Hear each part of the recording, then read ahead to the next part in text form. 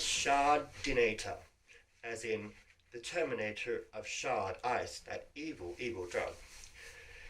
Now, today we're going to talk about some of the things that happen to people when they take it. Take my friend Jason Whitehall, for example. He once had it to the point where he'd only had a small amount. He was awake for 7 hours. And then this friend of his, no, not friend, saboteur, gave him some more because he thought he was a very, very funny person. But the thing is about this is that Jason went in and prepared it and boiled the kettle and got the syringe and everything ready and the spoon in the bag and didn't actually have any. But then, what I mean by didn't have any, he got a massive rush and then blacked out for 7 hours without even having any more. I think there's something in that for all of us. Don't you, Teddy? Yes, of course. Now, the other thing, there was once a time when a friend of mine knew another friend of mine, and they were selling this Chard ice stuff and having relations sexually while she had a baby. One of them had a baby under 1 year old and breastfeeding. I'm not sure why she was using and breastfeeding, but that's not very nice, is it, Teddy? No. But it got to the point where, pun intended, it got to the point where they were actually sending text messages to each other and then showing us to make us think that they were having a fight, to turn us against each other. But then we found out they were actually using a phone application to create text messages and screenshots that made it look like they were coming from each other. That's a bit crazy, isn't it, Teddy? Oh, yes, of course it is. The other time, we're talking about psychosis and ice, yes? The other time, it's very interesting, isn't it, Teddy? But very scary, isn't it? Yeah.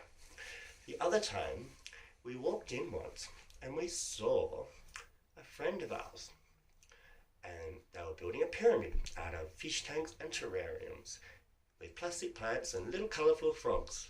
They're all plastic, very cute, Teddy. Just like the ones from South America, only not real.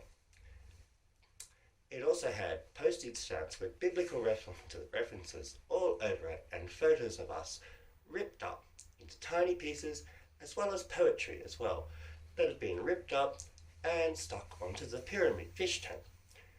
I asked what the person was doing. They said that they were building. I had to be very, very quiet, obviously, because I would ruin their experiment. They said that they were building a spacecraft. Yes, a spacecraft. They were building a spacecraft, space shuttle, for frogs to land on Mars so that it can create an atmosphere and create oxygen so that it's okay for human cohabitation in 20 years when the Earth dies. That's crazy, isn't it, Teddy? Oh, yes, oh my God. Of course it's crazy. Another time, and this is the icing on the cake, another time, a person that was supplying this stuff messaged a friend of mine that was in the driveway. They were in the driveway with the stuff that they were selling.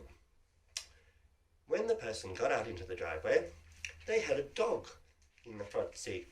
It was a pit bull terrier. It had a broken leg. It looked like something from a David Lynch film. You could see a bone coming out of its front paw, out of its front leg, and it didn't look very happy because it was making awful growling noises, very, very crazy, and much like a David Lynch film. It most unnerved me, as it would, Teddy. The person was then emptying packages and laptops and things like that. I don't know where he got those from, but he was putting them in the back seat from his boot. He then got into the boot and proceeded to try and drive off. I informed him that he'd gotten into the boot and that he'd have to get into the driver's side to drive. He'd been awake for about 15 days, so I think That's probably why he thought the boot was the driver's seat. But anyway, thus ends the lesson on psychosis and what actually happens to people when they take this drug. There's no safe way of using this. It's a very, very, very scary drug. Thank you. That's all from Miss Chard de Naytor.